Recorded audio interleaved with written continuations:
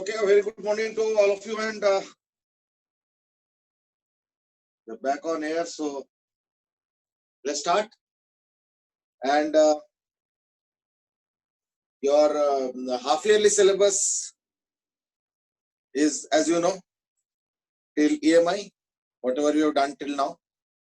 इसके बाद हम लोग जो और करेंगे आगे वो हाफ ईयरली सिलेबस में नहीं है, but yes, we will go ahead because there is in fact one more week almost left. Because I think last class will be on 15, so therefore there is some more time left, and 15 मतलब होगा शायद Monday, है ना? तो like till then जितना भी हम बढ़ सकते हैं हम आगे बढ़ेंगे, तो EMI तो खत्म हो जाएगा और मे बी AC का थोड़ा सा पार्ट होगा. That's what the target is. ठीक है, चलो. तो गुड मॉर्निंग मैसेजेस भी आना शुरू हो गया. तेरिया, मनन, प्रत्यक्ष, एकता, Kartik, and now others have joined. चलो, so like we were discussing AC generator, ठीक है ना? तो कल हम लोग ये बात कर रहे थे कि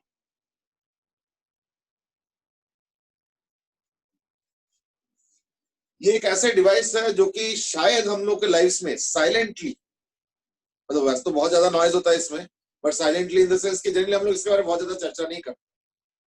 हम लोग और कॉमन चीजों पे चर्चा करते हैं, लेकिन एसी जनरेटर इसके बारे में देखना ना, हम लोग सोसाइटी में ज्यादा चर्चा करते हैं, ना ही इवन साइंटिफिक डिस्कशन में भी ज्यादा चर्चा करते हैं. लेकिन ये एक ऐसा डिवाइस है जो कि हम लोग के लाइफ को रियली कन्वीनियंट बना दिया. मतलब इसके बगैर हम लोग का लाइफ अब सोचना मुश्किल है. But may be 5-10 years later on things will slightly change. क्यों? क्योंकि जिस तरीके से सोलार का बढ़ता जा रहा है, hopefully in few years time all these will start getting replaced.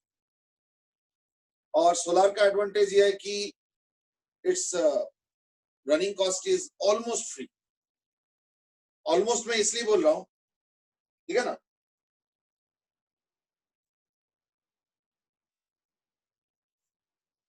Almost मैं इसलिए बोल रहा हूँ क्योंकि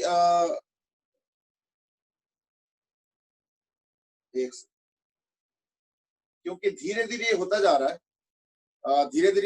है कि slowly, not all the time, but ये स्लोली ऐसे होता जा रहा है कि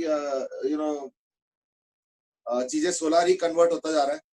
और वो उसके तो रनिंग कॉस्ट ऑलमोस्ट जीरो है. अच्छा, ऑलमोस्ट मैं इसलिए बोला क्योंकि उसमें सिर्फ पानी डालना पड़ता है बस साफ रखने के लिए. जो सोलार पैनल का जो फिल्म है, you just keep it clean and so that sun rays can be efficiently converted into electricity. Otherwise अगर देखा जाए तो it's just a one time investment with a little bit of water required. ठीक है ना? वैसे Indian government ने एक प्लान किए थे, I don't know how, what is the stage of implementation that is, कि जितने हमारे यहाँ पे कनाल्स है India, and there is a huge network of canals, क्योंकि डैम्स बहुत सारे हैं, प्लस नदियों से कनाल्स निकाल के एग्रीकल्चरल लैंड्स के इरिगेशन वगैरह.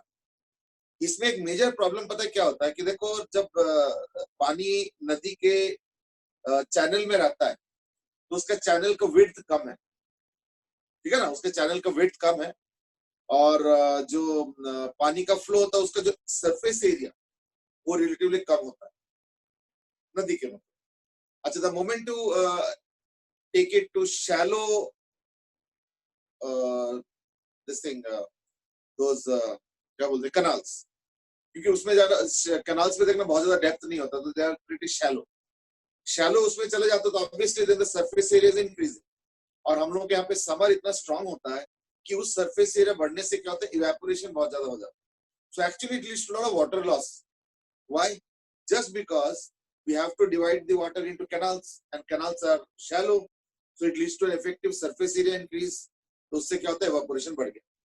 अब जबकि इसका एक solution चलो 100% तो नहीं but partially है, and that is, and the canals are not very wide also. कुछ जगह wide होते हैं but not mostly. They're pretty thin channels.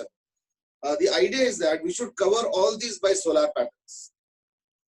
उसके डबल बेनिफिट है. नंबर वन बेनिफिट क्या, देखो सोलार पैनल लगाने का एक प्रॉब्लम क्या होता है, जगह का प्रॉब्लम है. इंडिया वैसे ही हाईली पॉपुलेटेड, तो कनाल्स के ऊपर का तो एरिया तो कुछ काम का तो है नहीं.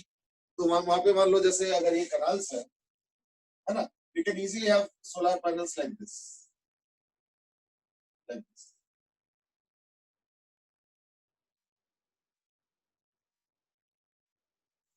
Like this, which will be covering the width of the canals. And ideally क्या होना चाहिए कि पूरे कनाल ऐसे भरना चाहिए. अब उसके कई बेनिफिट्स हैं. नंबर वन इज दैट ये जो सोलर पैनल है इसको लगाने के लिए जो लैंड यूज होता है वो खत्म हो गया. So they can be easily used over these canals. Number one. So the land is a big problem for solar plant setting. So that problem is over. Second is interesting and that is देखो कनाल में पानी anyway जाएगा.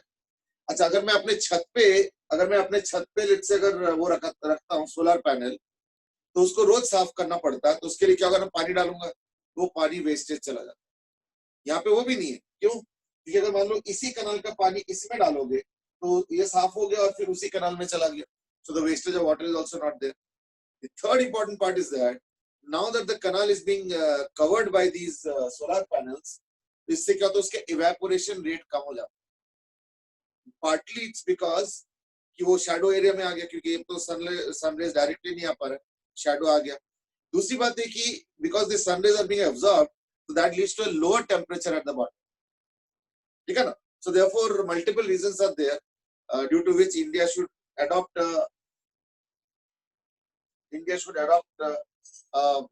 this thing, and that is पूरे canals को जो है solar panel से ढक. But anyway, all this I mean I have heard this plan earlier also, but I don't know whether it has been implemented or not. Quite a few things in India remain on paper stage, unfortunately. अब क्या कर सकते? ठीक है. Vedanta said कि if you keep it in the open, animals and birds can also damage it. नहीं ऐसे नहीं, जब ओपन में रखते हैं तो obviously they have an enclosure also. जितने भी सोलर पावर प्लांट्स लगे हैं ज्यादातर ये राजस्थान गुजरात ये सब एरियाज में ज्यादा लगे हैं. कुछ महाराष्ट्र में भी है, साउथ में भी है थोड़ा सा. ऑल स्टेट्स में अब सोलर लगने लगा है, ये तो देखा ही होगा. And they are generally in some kind of enclosure. So like animals birds का इतना कुछ नहीं है. ठीक है ना? Divyam is an interesting observation and that is आपके सामने एक टेबल है जो बिल्कुल भरा हुआ है. That's because that table is now not anymore used right now. So it has almost become like a scrap keeper. चलो, anyway, let's start the AC generator back. तो वो जो मैंने बताया था solar panel, that's some kind of a futuristic thing. Let's hope it happens. तो AC generator में मैंने जो चीजें समझाया था वो ये था कि this was the magnet.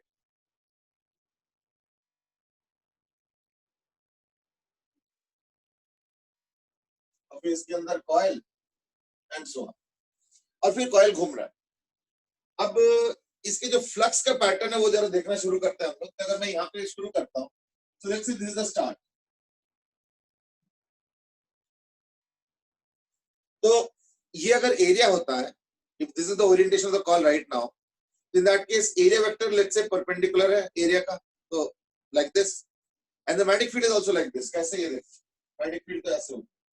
And let's see if the coil is kept straight right now. ये वाला ओरिएंटेशन नहीं, ये वाला ओरिएंटेशन बाद में आएगा. अभी मैं यहाँ से स्टार्ट कर रहा हूँ. So that's what I've done. So like this is B, this is A. इस केस में जो फ्लक्स होगा वो होगा B into A into cos 0. B A cos 0 and that is equal to B A. Now that's the thing. इसके बाद है पलट जाएगी, यानी इसके बाद जो पोजीशन होगा वो होगा कुछ ऐसे.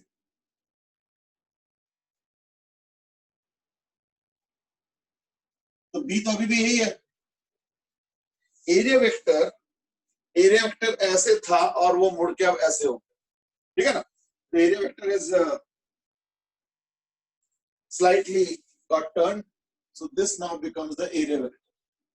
यानी अब फ्लक्स हो जाएगा B A cos 90 degree and that is 0. फिर उसका अगला पोजीशन में क्या होगा, और पलट जाएगा. यानी सिचुएशन 3.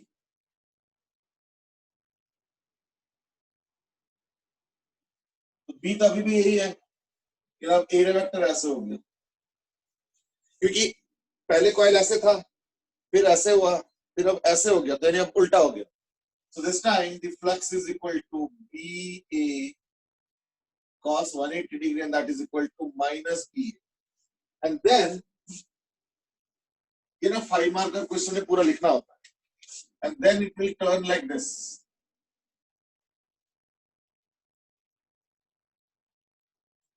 अब ये वेक्टर ऐसे होंगे,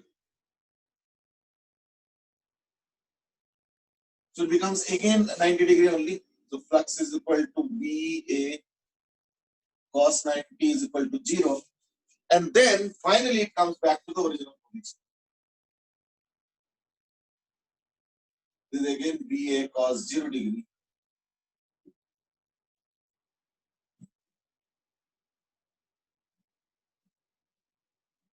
तो कहने का मतलब क्या है कि ये जो पूरा पैटर्न बन रहा है, जैसे जैसे कॉइल घूमता जाता है ना, तो उसके हिसाब से उसके मैग्नेटिक फील्ड वेक्टर तो फिक्स रहता है, एरिया वेक्टर भी टर्न होता जाता है, एंड देयरफॉर फ्लक्स भी बदलता रहता है. So therefore the flux pattern would be somewhat like this. If I draw flux pattern,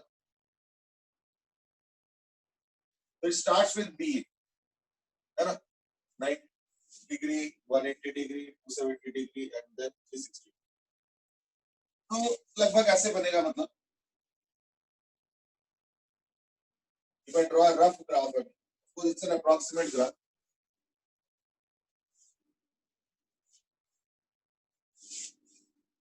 Then the graph variation would be roughly like this. The variation would be roughly like this.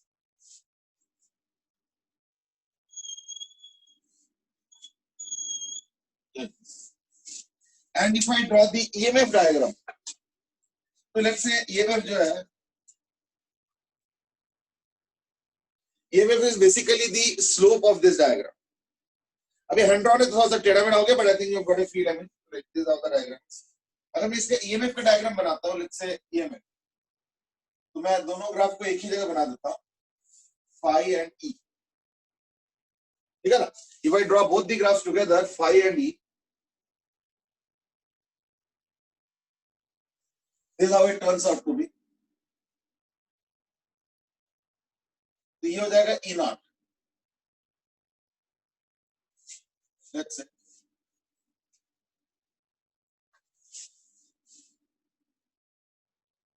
This is minus E naught.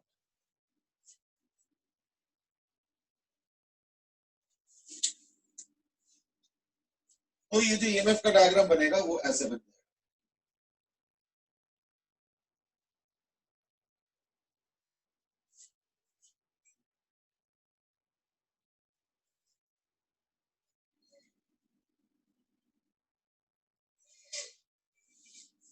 These are the two diagrams will be.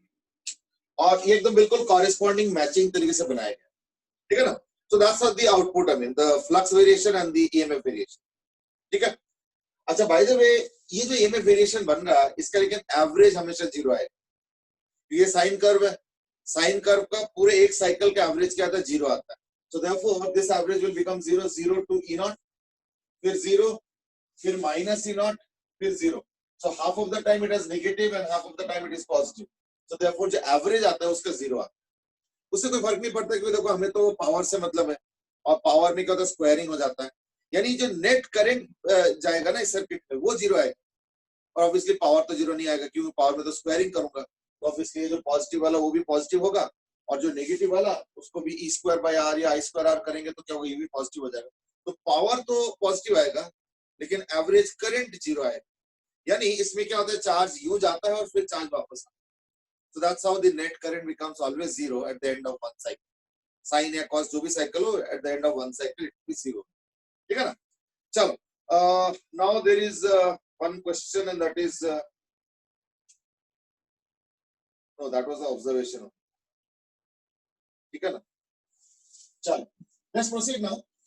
इसके अलावा आता है इसका एक construction element आता है, and that is what is the construction of this AC generator. तो मैंने थोड़ा सा तो कल बताया था, थोड़ा सा डिटेल में बताऊंगा मैं. And that is the construction element, and that is how it is constructed. So construction is what we are now discussing. Construction में, as you know, the magnet is there, the coil is there, which is wound around a cylinder. and it is connected to a shaft attached to a power source like maybe hydropower या some such source. तो therefore कुछ ऐसे बनेगा कि एक तो magnet हो गया,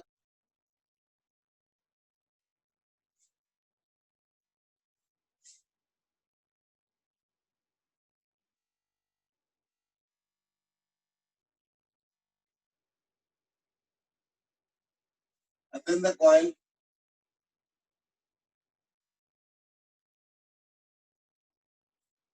कॉइल जब घूमता है ना तो इसके साथ दो रिंग्स लगाए जाते हैं, right? These are called as slip rings. एक रिंग ऐसे घूमता है इसके साथ,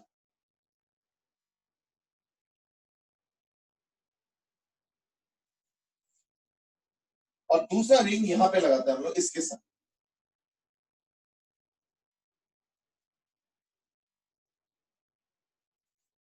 Now the role is that these will be the output products. क्योंकि प्रॉब्लम क्या है कि ये जो वायर है ना स्टेशनरी नहीं होते, घूम के उधर चला जाता है, फिर इधर आता है, वापस आता है इस तरीके से. तो हमें तो कंटिन्यूअस कांटेक्ट चाहिए, इसलिए हम लोग क्या करते हैं, एक रिंग लगा देते हैं एक वायर के साथ, दूसरा एक रिंग लगा देते हैं दूसरे वायर के साथ, और ये पूरा सिस्टम घूमता रहेगा. This system will go on rotating and we will have some kind of output out here. तो आउटपुट के लिए हम लोग क्या करते हैं, ब्रश लगाते हैं, that is called as carbon brush.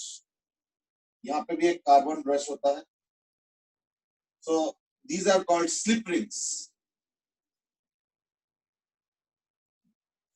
दो slip rings है, ये भी है, ये भी है. Basically, slip rings are the one which actually helps us in maintaining, continuity in the contact. But वो अकेले काफी नहीं है. क्यों? क्योंकि अगर slip ring ऐसे रखते हो ना, let's say this is a slip ring, और मैंने एक वायर टच करा दिया, तो उसमें पता है दिक्कत क्या आता है कि वो slip ring बहुत फास्ट घूमता है, 1 सेकंड में 50 बार. तो वो ऐसे करके वायर को छिटका देगा. तो अगर बहुत स्लो मोशन में देखो तो पता है क्या होगा, ऐसे होगा. ये देखो वायर कांटेक्ट छूट गया, फिर कांटेक्ट में आया, फिर कांटेक्ट छूट गया, फिर कांटेक्ट में आया, ऐसे होने वाला है. फिर से देखो, ये देखो बहुत फास्ट हो रहा है. तो ये जब टच होता है ना, उसको धक्का मार देगा, तो ये हट गया वायर, फिर आएगा कांटेक्ट में, फिर धक्का मार देगा, फिर आएगा कांटेक्ट में, फिर धक्का मार देगा, and so on. So slip ring while in contact with a wire would have this problem. वो वायर को धक्का मार देगा, वायर कांटेक्ट छोड़ देगा, फिर दोबारा आएगा, फिर कांटेक्ट छोड़ेगा, फिर दोबारा. अब ऐसे में क्या होगा, हर बार स्पार्किंग होगा. So that's not the ideal way. इसलिए हम लोग क्या करते हैं, कार्बन ब्रश लगाते हैं. Carbon brush is what, these are conducting brushes made of graphite. Carbon मतलब graphite, not the non conducting version. तो वो क्या होता है, बहुत सारे ब्रशेस है और वो रिंग के साथ टच में है. तो इसमें भी फिनोमेना वही है कि अगर एक पर्टिकुलर ब्रश का एक ब्रिसल देखते हो, एक छोटा सा एक वायर टाइप का, उसको तो धक्का ही मारेगा, फिर वो कांटेक्ट छोड़ देगा, फिर दोबारा कांटेक्ट में आएगा, and so on. So that will always happen. But the thing is that at A time कोई ना कोई वायर्स या ब्रश का जो वायर्स है वो कांटेक्ट में रहेगा. इससे क्या होता है, कहीं ना कहीं से कंटिन्यूटी अगर मेंटेन रहेगा तो स्पार्किंग नहीं होता. That is the point. So that's why this carbon brushes, this also carbon brush and this also carbon brush, and this is the output basically. ये तो आउटपुट हो गया, ठीक है ना. स्लिप रिंग हो गया, और ये हो गया जो है तुम्हारा carbon brush. This is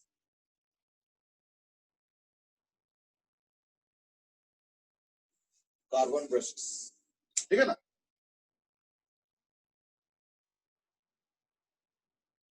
fine, एक बार देख लो.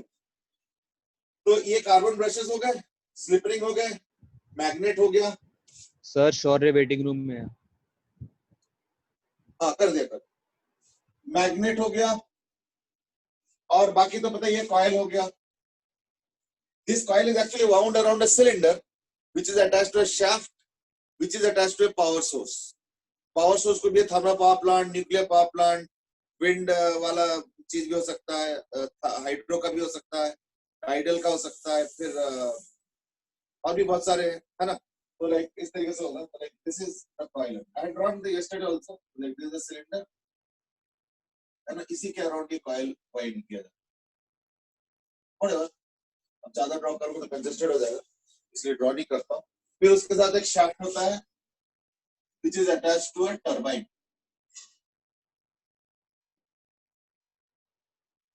This device is called as a turbine.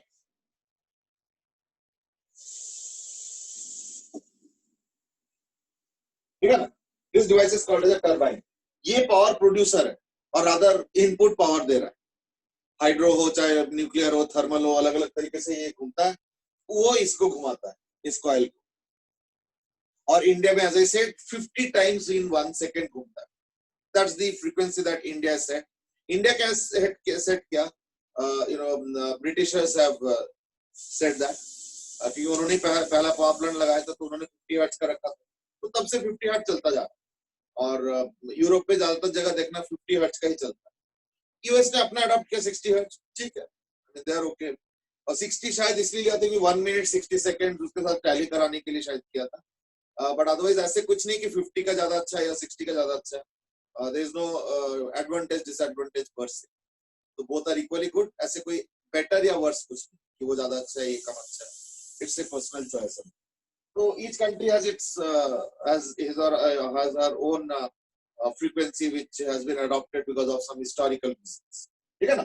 चलो, so that was about the AC generator. इसमें से बोर्ड में जो है अक्सर 5 मार्क का क्वेश्चन आता है, that is you to mention everything that we have discussed little bit yesterday and today also. तो प्रिंसिपल कंस्ट्रक्शन वर्किंग मतलब घूमता है, फिर फाइल ऑयल से वो सारा ग्राफ आप सब बताना पड़ेगा वर्किंग, ठीक है ना? प्रिंसिपल तो इलेक्ट्रोमैग्नेटिक इंडक्शन है ही है, ठीक है। सो प्रिंसिपल कंस्ट्रक्शन वर्किंग मिला के और डायग्राम अक्सर मिला के बोर्ड में 5 नंबर क्वेश्चन आ सकता है, इवन हाफ ईयरली में भी आ सकता है।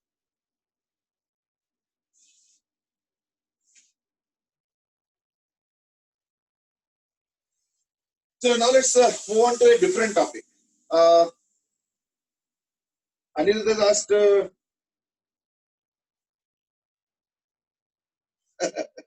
कि अगर मैं 60 हर्ट्ज रखता हूं तो एक सेकेंड में 60 हुआ तो 1 मिनट में तो 3600 हो गया। I understand, see there is a continuity in the thought, that's the benefit है कि 1 सेकेंड के अंदर 60 टाइम्स रोटेशन हुआ, फिर 1 मिनट में 60 सेकेंड्स, फिर 1 आवर में 60 minutes, so it becomes 60 60 60, so like there is a continuity in the mathematics. Otherwise 50 versus 60 is nothing like this is better or this is worse as a question, ठीक है ना? Akshit has asked, is the half yearly syllabus still AC? देखो AC as a chapter अभी next में start होगा, अभी start नहीं हुआ।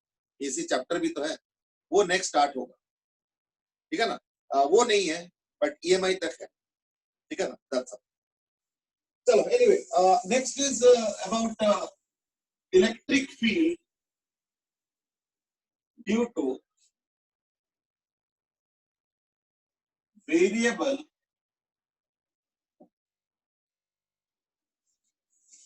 Electric field due to variable magnetic field, that is the topic. अब इसको रियलाइज करने के लिए मैं एक काम करता हूं, मैं सपोज कहता हूं कि एक रीजन है ना, ऐसे कोई ले लो, पूरा रीजन ले लो, which has uniform time varying magnetic field. So let's say there is a uniform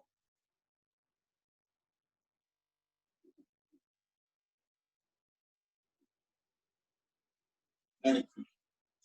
Now this might sound a little contradictory initially, और इस पे हमने पहले भी एक बार डिस्कस किया था, अगर याद होगा शायद क्लास 11th में डिस्कस किया होगा, कि एक होता है यूनिफॉर्म और एक होता है constant. So actually there are two terms associated.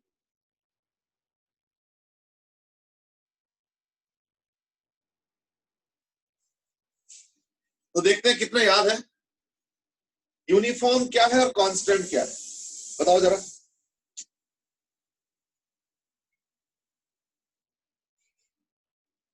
Dhruv has asked a question that is, लेकिन कोई फ्रीक्वेंसी बैरियर भी तो होगा।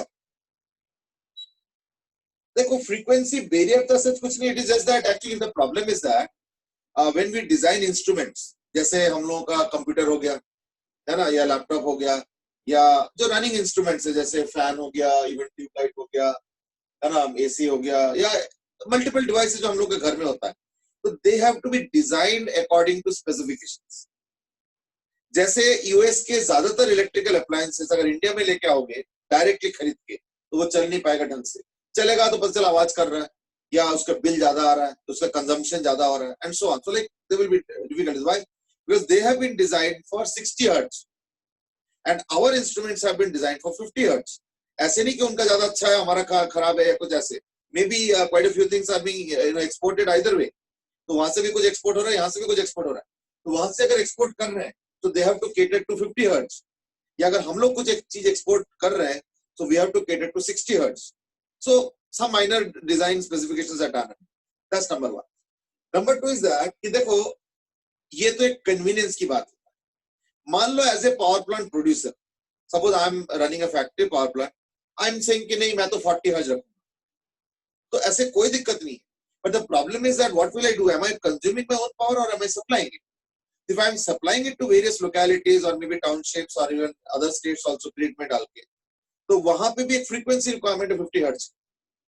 तो जो ग्रिड है, आज के दिन में तो ग्रिड से होता है सब कुछ, पावर ग्रिड में डाल देते हैं, फिर ग्रिड उसको सप्लाई करता है अलग अलग स्टेट्स में, रीजन्स में, मोहल्ले में, क्वार्टर्स में, है ना, इंडस्ट्री में, ऑफिस में, एक्सेट्रा। तो वहां पे ग्रिड में you need a common frequency output और other input, means the power which is coming to the grid. जो आउटसाइड आउटपुट जा रहा है चलो वो तो ठीक है। तो therefore all these require a certain standard frequency. और अलग अलग कंट्री हिस्टोरिकल रीजंस की वजह से क्या हुआ है कि अलग अलग फ्रीक्वेंसीज अडॉप्ट। तो हम लोग ब्रिटिशर्स के कॉलोनी थे, तो ब्रिटिशर्स 50 हर्ट्ज का फ्रीक्वेंसी स्टार्ट किया और उन्होंने भी अपना 50 हर्ट्ज ही रखा है। तो therefore we are also having 50 hertz only, we have continued that. Why should we break that? कोई इंफीरियर सुपीरियर होता है तो चलो पुराना डिस्कार्ड करो, नया अडॉप्ट करना एंड सो ऑन। इसमें इंफीरियर सुपीरियर तो कुछ है नहीं, जस्ट नंबर हमें, ठीक है ना। वेल कांस्टेंट और यूनिफॉर्म के बीच में डिफरेंसेस में कुछ कुछ आए आंसर्स। सबसे पहले तो जय गोयल का है, दैट इज कांस्टेंट मतलब वैल्यू सेम और यूनिफॉर्म मतलब हर जगह सेम। तो क्या डिफरेंस हुआ? Okay, pronoun means uniform means space में कांस्टेंट और constant means constant with time. हाँ ठीक है, दैट्स बेटर और other that's correct. Akshit is constant means बदलेगा नहीं, फिक्स्ड रहेगा। Uniform means rate is fixed. No no no no, ये तो गड़बड़ हो जाएगा। दिव्यम says uniform same over a region, constant varying over time, not varying over time. ठीक है, that's correct. Manan means uniform is continuous without disturbance in direction. Constant is continuous but may have disturbances in directions. No, no, no, no, not at all. Rohan, constant is defined per uniform per time, and uniform is defined as per space domain. I think that's okay. Tanmay says constant में direction specified नहीं होगा, ऐसे नहीं। देखो, uniform is a geographical concept और constant is a time concept. तो it's something like this कि जैसे मान लो हर जगह मैग्नेटिक फील्ड अभी 10 है, थोड़ी देर बाद बढ़ के 11 होता है, थोड़ी देर बाद बढ़ के 12 होता है, थोड़ी देर बाद बढ़ के 13 होता है। लेकिन हर जगह 11 है, हर जगह 12 है, हर जगह 13 है, जब जब जब जब वेरी कर रहा है। तो ऐसे में हम उसको यूनिफॉर्म तो बोलेंगे, क्योंकि अगर 13 है तो हर जगह 13 है, थोड़ी देर बाद चेंज होके 14 हो गया तो हर जगह 14 है। That is uniform, but that is time varying, यानी कांस्टेंट नहीं हो, ठीक है ना। ऑन द अदर हैंड ये भी तो हो सकता है कि यहाँ पे फील्ड 10 है, 11 है, 12 है, 13 है, 14, और थोड़ी देर बाद भी वही 10, 11, 12, 13, 14, थोड़ी देर बाद भी 10, 11, 12, 13, 14, यानी यूनिफॉर्म तो नहीं हुआ, क्योंकि एक जगह 10 है, 11 है, 12, 13, 14, लेकिन ये कांस्टेंट हुआ। क्यों? क्योंकि समय के साथ वेरी नहीं करता। So one is a geographical concept, the other is a time concept. तो इसलिए मैंने क्या बोला कि यूनिफॉर्म तो है, हर जगह सेम है, लेकिन टाइम वेरिंग। तो अगर मान लो 10 है तो हर जगह 10 है, थोड़ी देर बाद 11 है तो हर जगह 11 है, and so on. So that's the idea. तो लेट अस से कुछ एक बीटी ले लो sir. So B is equal to BT. BT some kind of a function of time, ठीक है ना। या ये भी छोड़ दो, जस्ट राइट बीटी ओनली, ठीक है। So BT means time variation of magnetic field and that function is suppose given. अब वो साइन दिया जा सकता है, cost, it could be exponential, log, trigonometry, anything. I'm not talking about that. It could also be polynomial. तो जो भी function है ये हो गया p, pt rather, ठीक है। यूनिफॉर्म लेकिन टाइम वेरिंग। अब यहाँ पे मैंने सपोज एक कॉइल रखा,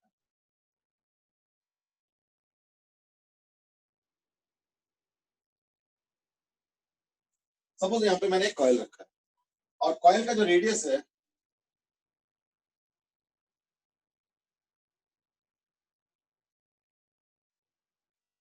वो suppose small R. Question is, what will be the electric field generated inside this wire or other conductor? Electric field generate होगा because of variable magnetic field. तो उसका विजुअलाइज कैसे करेंगे? विजुअलाइज कैसे करेंगे? अगर ये सर्कल है तो इन दैट केस एरिया है, एरिया तो फ्लक्स भी होगा. So there will be a flux, but it will be a variable flux. क्यों? क्योंकि time varying. So therefore, flux at any time t is equal to dt into pi r square. ठीक है ना? तो EMF क्या होगा? d phi dt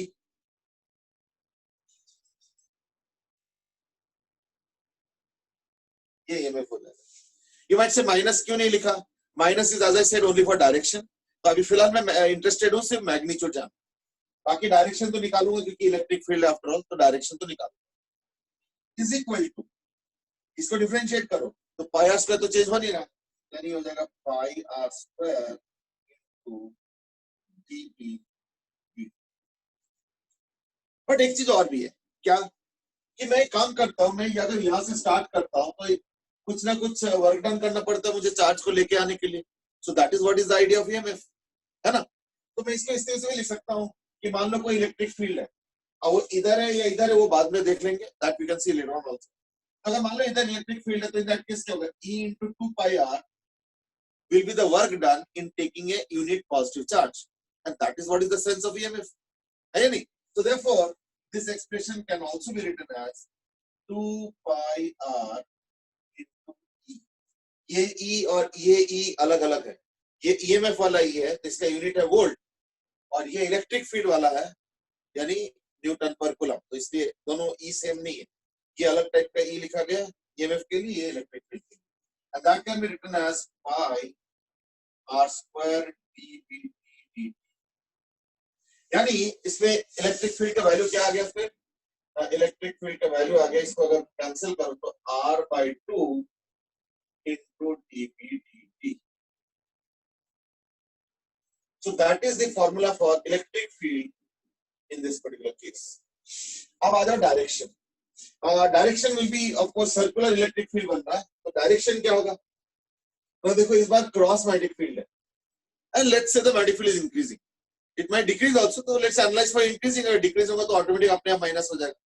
तो अगर इधर इंक्रीज कर रहा है तो उसको अपोज करना है. तो अपोज करने का मतलब है कि बाहर की तरफ मैग्नेटिक फील्ड बनाना है. तो बाहर की तरफ मैग्नेटिक फील्ड कैसे बनेगा?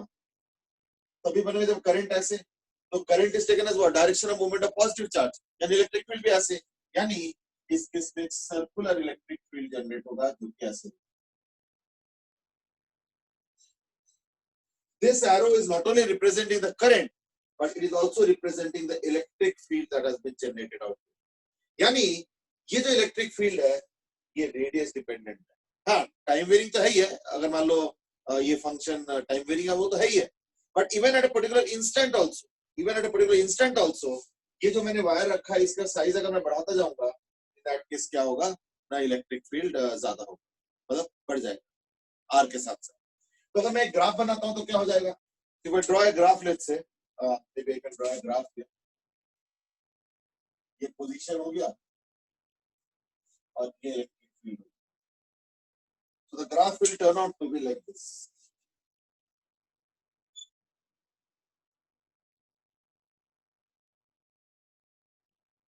This will be the graph.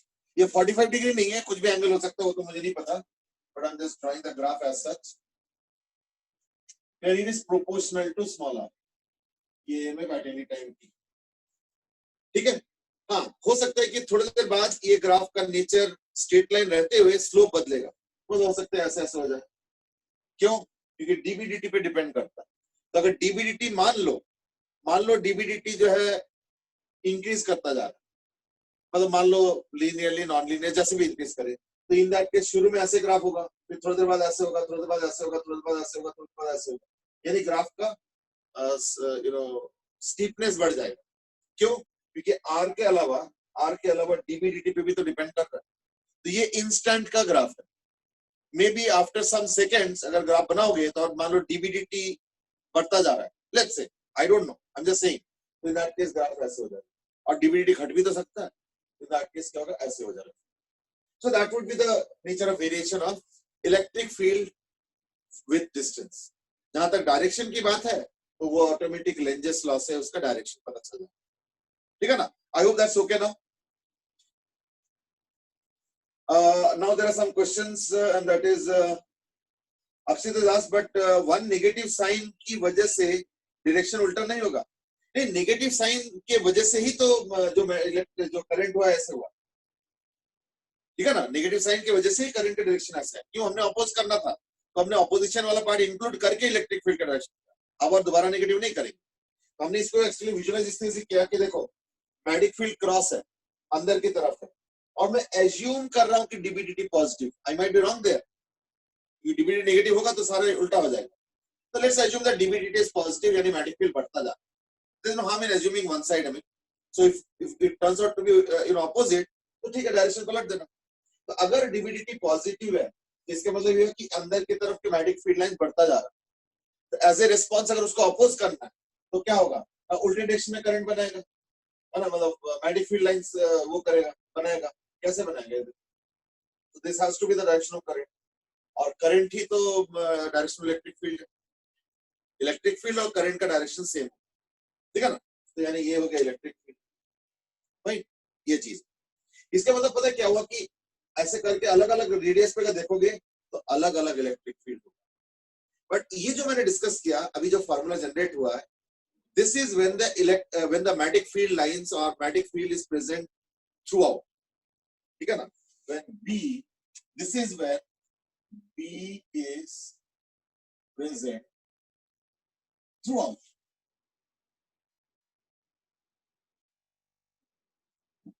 Now that may not be the case all the time, ठीक है ना। जैसे मैं अभी इसको एक काम का रेस्ट्रिक्ट कर देता हूं। आई होप दैट्स ओके ना। Now can we go ahead. खुशी से इसकी ई की डायरेक्शन फिर से बता दो। चलो मैं एक बार फिर से बता देता हूं। देखो ये हो गया मैग्नेटिक फील्ड लाइंस। मैं एज्यूम कर रहा हूं कि डीबीडीटी पॉजिटिव, यानी मैग्नेटिक फील्ड लाइंस अंदर की तरफ बढ़ता जा रहा है। एज्यूम करने में कुछ नहीं आता। अगर बाई चांस उल्टा होगा तो अपने आप कर लेना। तो ये अगर ऐसे होता है तो इसको अपोज करना।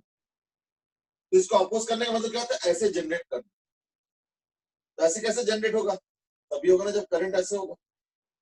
नहीं देखो, यानी करंट क्या हो गया इस केस में एंटी क्लॉकवाइज।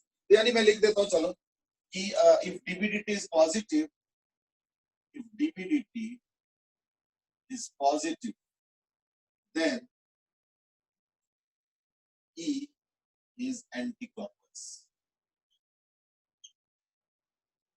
जो इलेक्ट्रिक फील्ड लाइंस बनेगा ना वो एंटी क्लॉकवाइज में ऐसे होंगे। ये मैंने जो दिखाया ना, ये direction of electric field lines. अच्छा, इस कंटेक्स्ट में अब मैं फिर से एक चीज इंट्रोड्यूस करना चाहूंगा, एंड दैट इज, ध्यान से इस इलेक्ट्रिक फील्ड लाइन को देखो। ये इलेक्ट्रिक फील्ड लाइन देखो, कहीं पे भी स्टार्ट नहीं हुआ, कहीं पे भी एंड नहीं। इलेक्ट्रिक फील्ड लाइन के प्रॉपर्टी अब याद करके देखो, जो हमने इलेक्ट्रोस्टैटिक्स में पढ़ा था। क्या था? It starts at positive charge और इंफिनिटी। जबकि देखो यहाँ पे ऐसे नहीं। इनफैक्ट इस लाइन को तो पता नहीं कहाँ स्टार्ट है। फिर उसमें एक और प्रॉपर्टी भी था, it ends at negative charge और इंफिनिटी। हमने पढ़ा था इलेक्ट्रिक फील्ड लाइंस। यहाँ पे देखो कोई एंड नहीं है, कोई स्टार्ट नहीं है। Therefore, this is a new kind of an electric field. This is a different kind of electric field. ये हो गया नंबर 1। नंबर 2 इज दैट, देखो जो फील्ड, जिस फील्ड में lines of force close lines होता है, यानी जहां पे स्टार्ट होता है वहीं पे आके एंड होता है, ठीक है ना, जैसे मैग्नेटिक फील्ड में होता है, ठीक है ना। मैग्नेटिक फील्ड में भी देखा होगा वो क्लोज लाइन बनता है। They are all non conservative field. क्यों? क्योंकि इसके मतलब क्या हुआ कि अगर मान लो तुम एक पर्टिकुलर डायरेक्शन में चलते रहोगे तो वर्क डन होता जाएगा, होता जाएगा, होता जाएगा, होता जाएगा, होता जाएगा, फिर वापस आ जाओगे। यानी एक कंप्लीट पाथ कवर कर लिया, लेकिन वर्क डन जीरो नहीं हुआ। Are you getting my point? So therefore, there are two major features. Number 1 is that these electric field lines are closed electric field lines.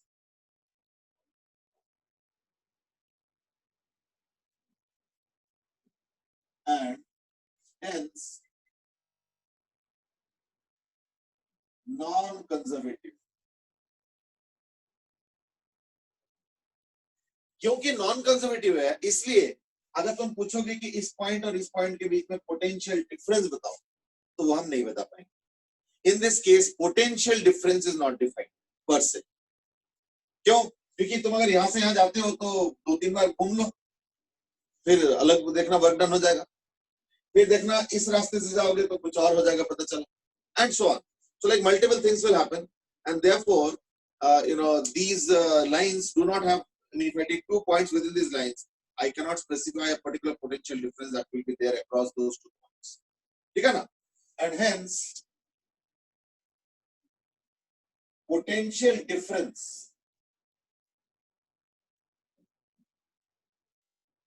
is not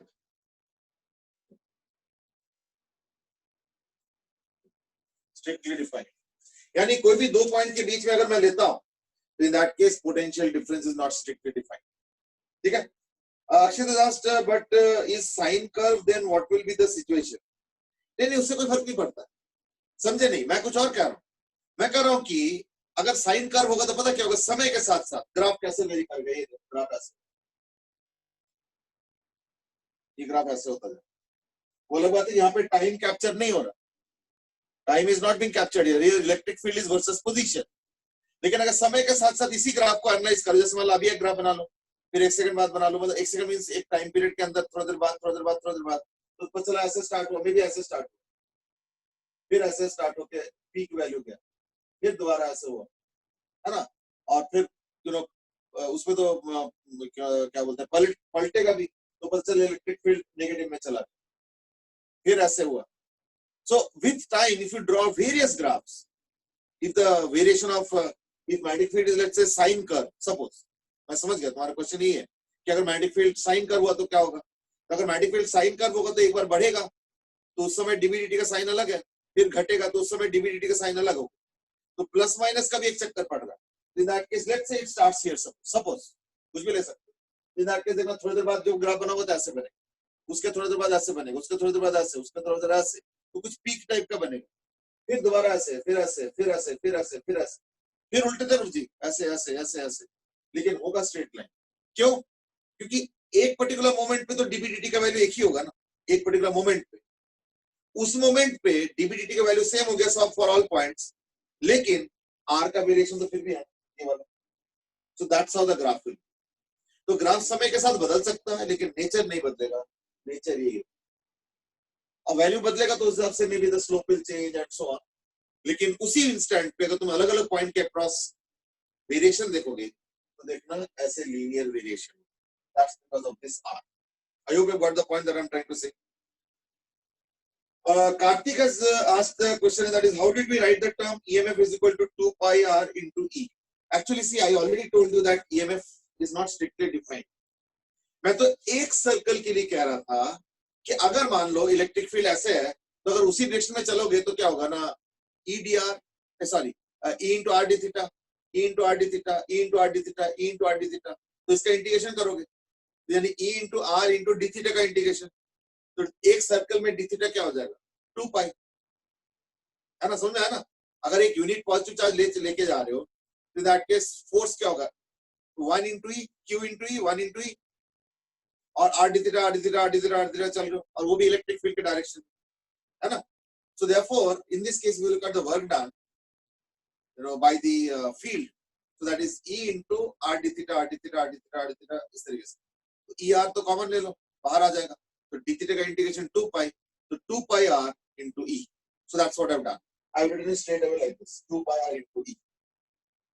Yeah, that is the work done in one cycle.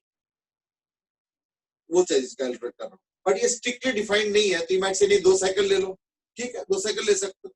In that case, this will become 2 into 2 pi r into E, and so on. So therefore, as I said, it's not very strictly defined, potential difference and all. But chalo, anyway, at least we can get the magnitude of the electric field, and that is what, r by 2 into dB by dt. अब देखो, ये तो हो गया when the magnetic field is present throughout. कई बार magnetic field में restriction आ जाता है, जैसे अब मैं उसी पे आ रहा हूँ, तो मैं एक काम करता हूँ, फिर से एक टाइम वेरिंग मैग्नेटिक फील्ड लेता हूं, लेकिन मैग्नेटिक फील्ड कुछ रेस्ट्रिक्टेड रीजन में, सपोज मैग्नेटिक फील्ड कुछ रेस्ट्रिक्टेड रीजन में, जैसे मैग्नेटिक फील्ड सपोज सिर्फ इसी रीजन में बस, and that radius is given as suppose capital are.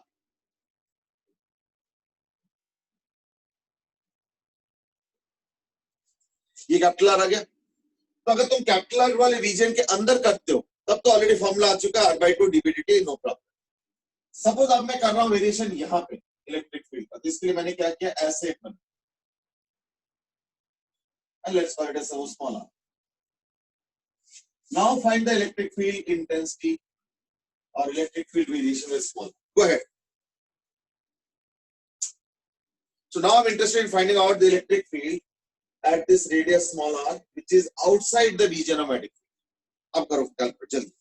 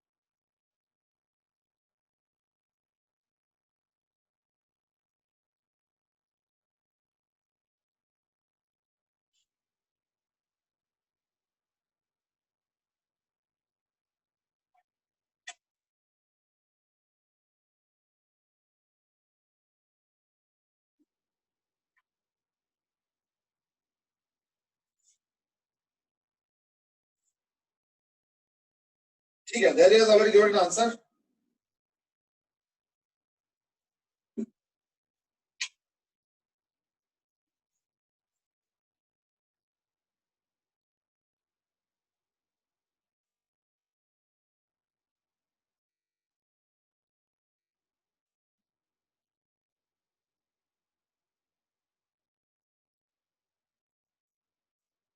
Karthik has asked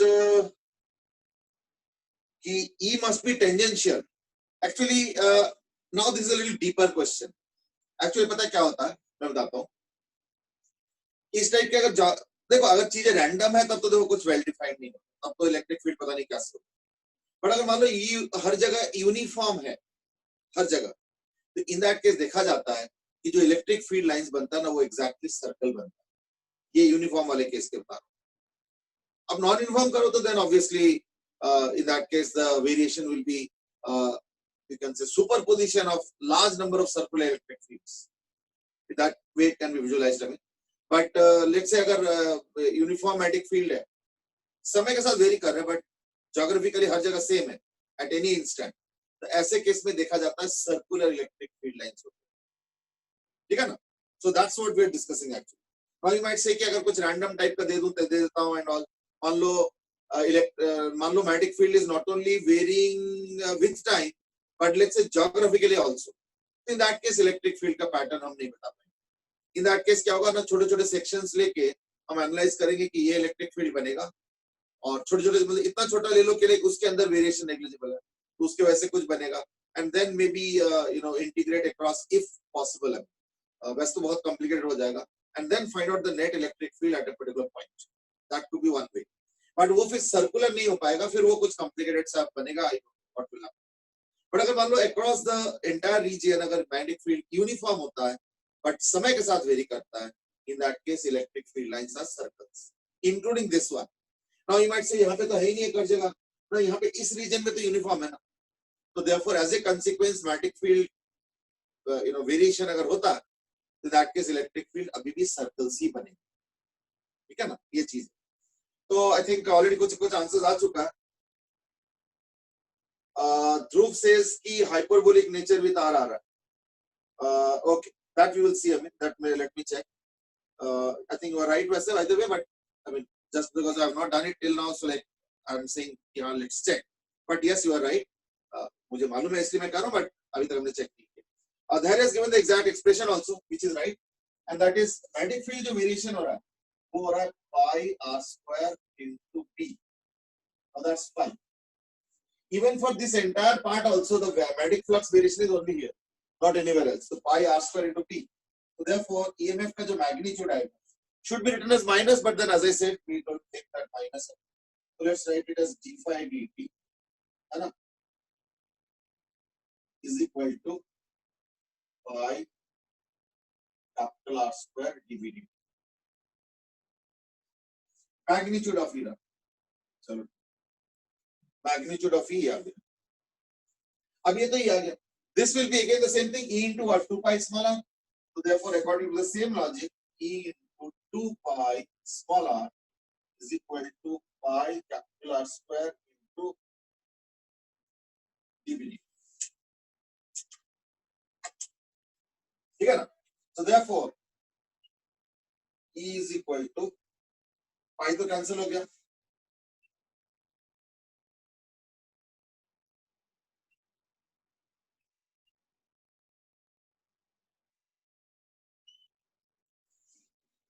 यानी देखो 1 by r आ रहा है, यानी हाइपरबोलिक आ रहा है. So that way Dhruv was very correct, and that is hyperbolic variation आ रहा है. ठीक है ना?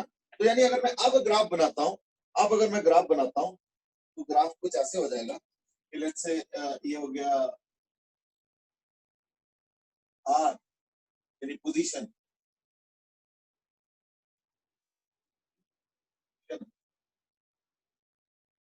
और ये at any r. In that case graph कैसे हो जाएगा, और ये हो गया suppose E, this electric field वाला ही.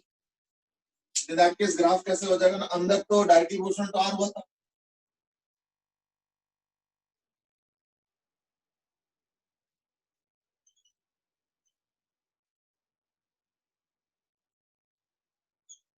ये graph. So this will be the variation of electric field, है ना, in this case, and that is initially linear, and then it is what ना, hyperbolic, which is 1 upon r. ठीक है ना? यानी initially तो अंदर वाले पार्ट में तो E प्रोपोर्शनल टू r आया था, और यहाँ पे E inversely proportional to r आया.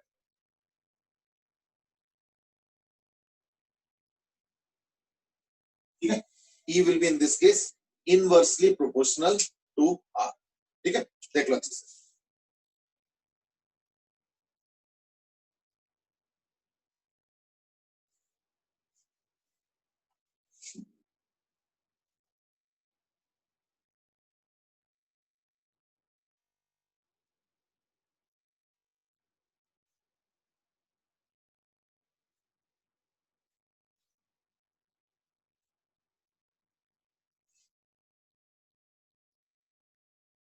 Okay. Now let me ask another question, that is, suppose I ask you that let's say E is uniform. Sorry, B is uniform. ये तो समझ में आ गया होगा यो. अगर मान लो B यूनिफॉर्म है हर जगह, but B is some function, very time varying. ऐसे में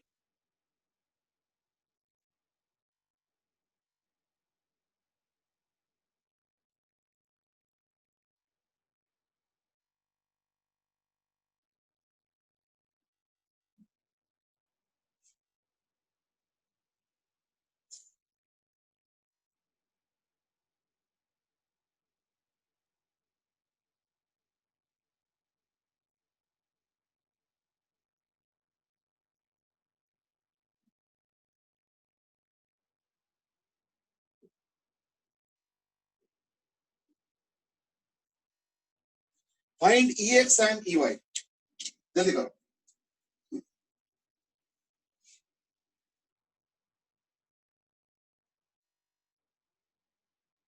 EX स्क्वायर है, by the way.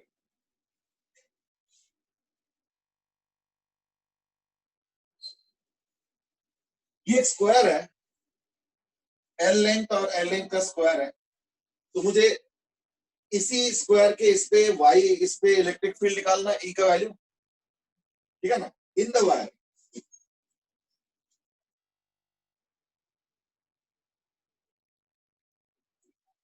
along wire EY निकालना है और EX निकालना है. ठीक है ना? जल्दी करो.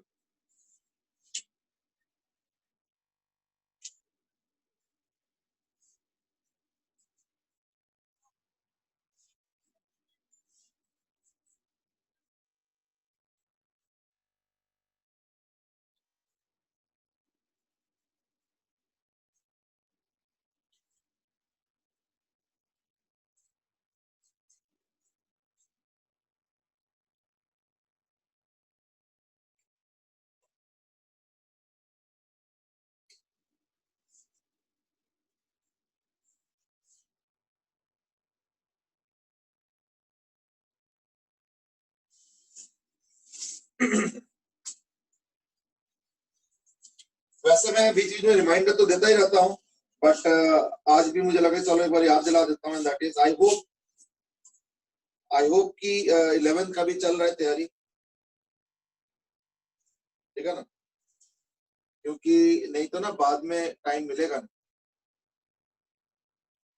इट्स ऑलरेडी जून, और देखना जून के 20-22 के बाद से, कि जुलाई फर्स्ट वीक से हाफ ईयरली है, तो देखना जून के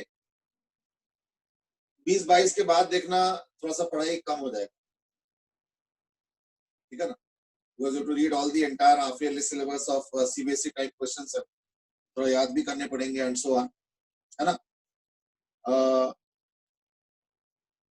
तो अगर 22-23 से भी अगर पढ़ाई शुरू करते हो लेट्स से बोर्ड के लिए, मतलब बोर्ड इन द सेंस की हाफ ईयरली के लिए, फिर हाफ ईयरली चलेगा भी तो ऑलमोस्ट अगर 2 तारीख 3 तारीख से स्टार्ट होता है, एक दिन गैप भी होगा, तो 5 पेपर मतलब लगभग 8-9 दिन 10 दिन लग जाता है, 10 दिन उधर और इधर भी 6-7 दिन, तो यानी समझ लो कि आधा महीने पूरे डिस्टर्ब रहे।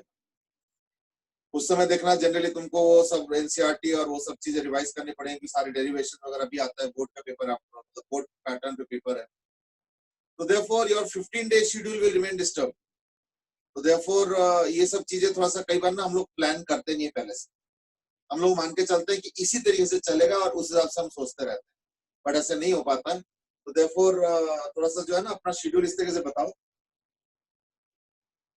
शेड्यूल इस तरीके से बताओ, so that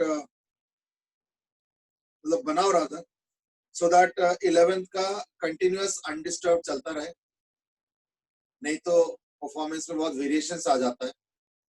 As usual, I was expecting this question, I mean from Karthik, not from Karthik per se, but this question per se, पूछने का तो कोई भी पूछ सकते थे, and that is पेपर होगा कैसे।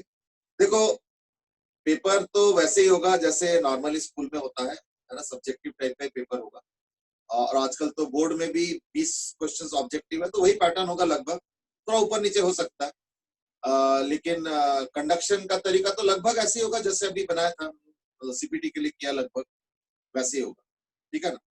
अब कुछ माइनर वेरिएशंस होगा, we are trying some softwares and all, वो तो मैंने पहले भी बताया था, और अगर ये भी मैंने बताया था कि अगर कोई if somebody comes across an app or a software or a website which has good features of having a subjective paper and its correction etc and all from remote location, तो अगर ऐसे किसी का नजर में आता है तो you can just send us the link or maybe the app link or something like that, उसको मुझे सेंड कर दो, तो we will investigate and find out कि इसमें कैसे है, ठीक है ना।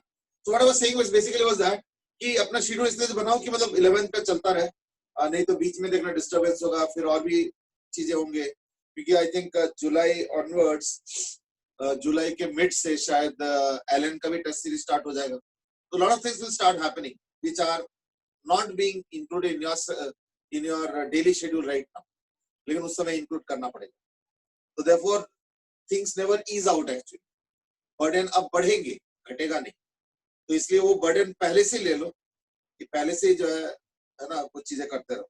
चलो एनीवे आंसर आ चुका है,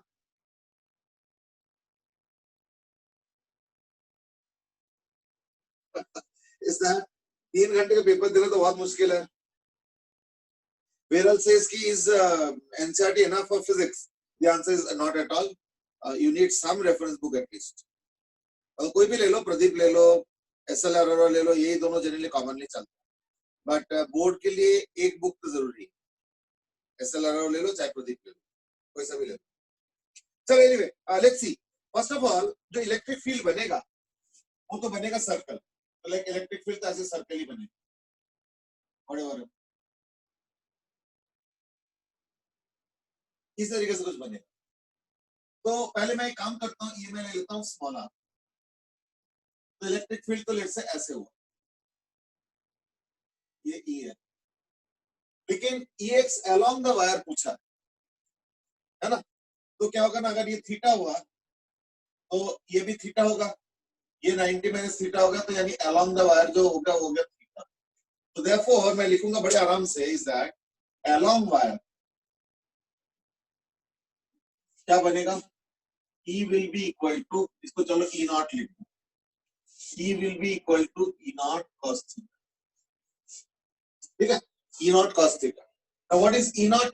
क्योंकि ये पूरे रीजन में मैग्नेटिक फील्ड है, तो therefore E naught हो जाएगा R by 2 into dV/dt. R by 2 into dV/dt.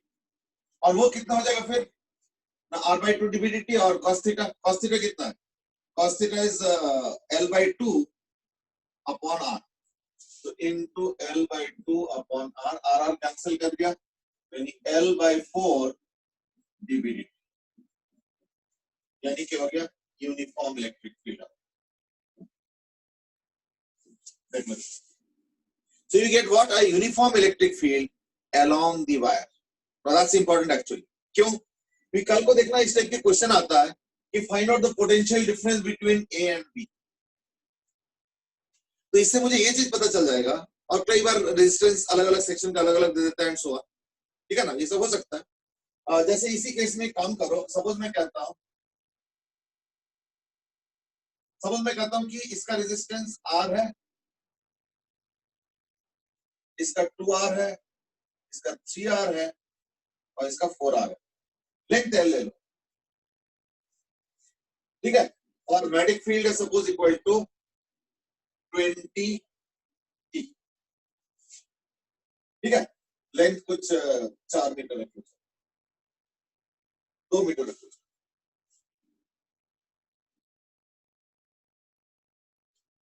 where R is suppose equal to 2 ohm. ठीक है, and the question is find potential difference across AB. Find potential difference across AB. Go ahead.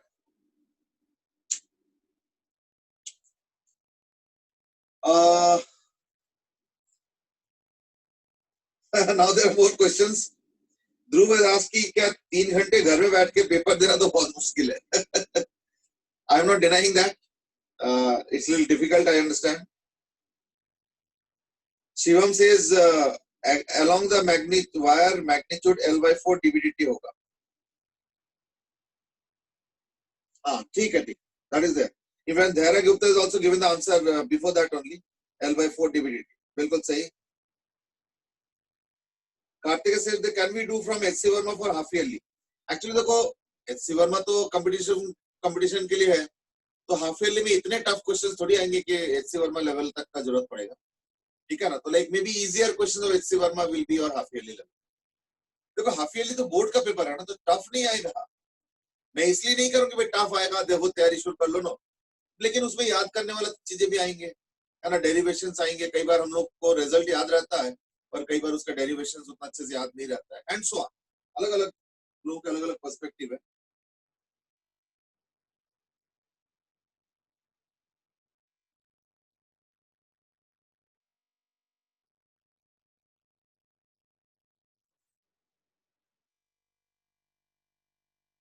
Okay, actually ना 2 शिवम आ रहा. Shivam says कि मैंने तो answer दिया ही नहीं है. वो एक्चुअली ना एक शिवम गुप्ता भी लॉगिन है, तो may be that is Satyam probably. तो सत्यम ने शायद आंसर दिया. ठीक है ना. अब वो नाम तो शिवम था, बस वही मैं बार बार कहता रहता हूँ ना, ये एक सुंदरम होना चाहिए था बस. फिर बहुत बढ़िया बैच हो जाता. चलो anyway, let's first of all do the calculation. पहली बात तो इसमें जो ईएमएफ बन रहा है,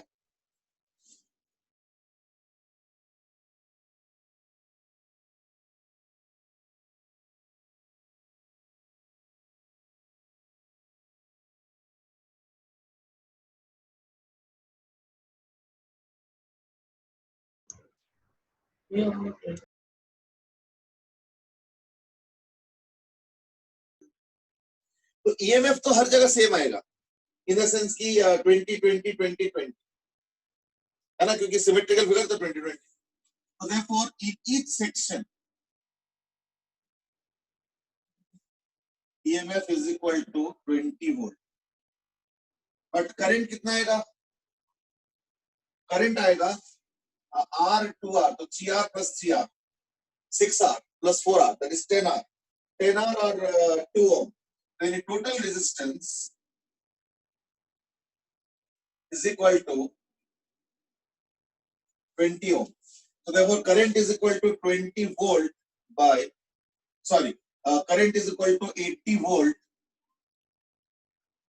by 20 ohm and that is equal to 4 ampere. then इस केस में करंट कितना आ गया 4 एम्पियर. ठीक है ना. तो इसका रेजिस्टेंस क्या है 2R which is 4 ohm. यानी ये जो चीज है ये कुछ ऐसे होगा. This will be treated as a cell with 20 volt internal resistance of 4 ohm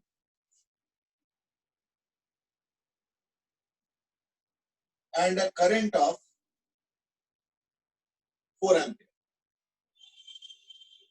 है ना.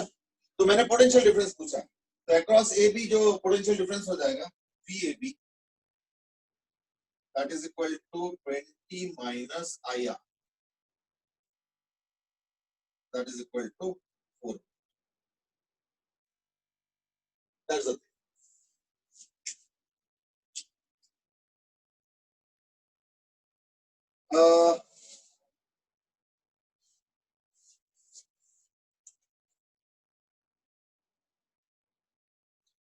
अब तो म्यूटेड नहीं है ना. अब तो ठीक है ना. कॉल आया होगा. चलो ठीक है. Let's continue. तो एक तो वेदांत ने कमेंट किया that is the phone on vibration mode during a call because camera was constantly moving. अच्छा. फोन वाइब्रेशन मोड में था. कॉल आया होगा. मैं पीछे टर्न किया हुआ था इसलिए मुझे दिखा नहीं. तो फोन फिर वाइब्रेट कर रहा होगा. Good observation. अच्छा. अक्षय दास की क्या मैं V equal to E into R use कर सकता हूँ. ये कौन सा फॉर्मूला है. V इक्वल टू ER है ना. V तो E माइनस IR होगा ना. That's all. चलो anyway. So the potential difference in this case will be 4 volt. Actually क्या हो गया ना कि आप एक एक सेक्शन एक एक छोटे छोटे सेल की तरह काम करेंगे. ये भी एक सेल है, ये भी एक सेल है, ये भी एक सेल है, ये भी एक सेल. ठीक है ना. बट ये हो गया फॉर अ स्क्वायर. ऐसे ही रेक्टेंगल के लिए भी करना पड़ेगा. तो चलो रेक्टेंगल वाला कल कर लेंगे. जैसे रेक्टेंगल वाला क्वेश्चन जेई में भी आया हुआ, आईआईटी में पुराने पेपर में आया हुआ. बाकी देखो इस चैप्टर से बहुत ज्यादा कठिन क्वेश्चन नहीं आया हुआ है बट अच्छे क्वेश्चंस आए हुए हैं. एक दो क्वेश्चन करेंगे अभी जैसे कल और परसों है तो मे बी कल कर लेंगे और परसों भी कर लेंगे थोड़ा बहुत क्वेश्चंस. तो देखना अच्छे क्वेश्चंस आए और questions which have been reasonably tough. Not that so high-fi that you tend to just buckle के बाप रे तो बहुत मुश्किल ऐसे नहीं. So good questions have come from this particular chapter as EMI historically अगर देखो. ठीक है ना. चलो आज के लिए इतना ही करते हैं. ध्रुव दास को 20 वोल्ट क्यों हुआ बता दो. ना देखो ये सिमेट्रिकल फिगर है तो टोटल जो वोल्ट आया वो है 80 आया. ये देखो फ्लक्स आया EMF आ. तो 80 हो गया तो 20 20 20 20 हमने इक्वली डिवाइड कर दिया because the symmetrical nature of the figure. और मैं से नहीं रेजिस्टेंस तो अलग अलग है. देखो रेजिस्टेंस के अलग अलग से करंट पे असर पड़ रहा है ना. EMF तो इलेक्ट्रिक फील्ड से बन रहा है और इलेक्ट्रिक फील्ड कैसे बनेगा सर्कुलर लाइंस और सिमेट्रिकल फिगर है. तो देयरफॉर इक्वल इक्वल करके हमने डिवाइड कर दिया 20 20 20 ईच. और जो IR है उसमें R अलग अलग ये चीज. अब मैं इसमें एक चीज और बता देता हूँ. अगर ये सारा रेजिस्टेंस RR होता ना तब तो सॉल्व ही मत करो. Potential difference 0. देखना ऐसे ही होगा. ठीक है ना. तो चलो आज डिस्कस नहीं करते हैं. कल यानी कल इसको कंटिन्यू करेंगे कि 0 मैंने कैसे बता दिया. वैसे तो खुद ही कर लेना अपने घर में. जब आइडिया मैंने फ्लोट कर ही दिया तो एक बार खुद ही कर लेना. But just that if all the resistance had been equal then the potential difference across all two corners would have become equal to 0. That is something that you might try at home. चलो आज के लिए इतना ही. कल करते हैं है ना सर. ओके बेटे thank you bye bye. Sir DV/DR नहीं यूज कर सकते. कौन सा DVDR वाला फॉर्मूला. DVDR. Yes sir. हाँ लेकिन क्या है ना कि तुम अगर देखते हो तो E तो कांस्टेंट है. Yes sir. वो तो कांस्टेंट आया था है ना. उसका फायदा उठाओ. ठीक है ना. ये चीज यूज तो सारे करेंगे.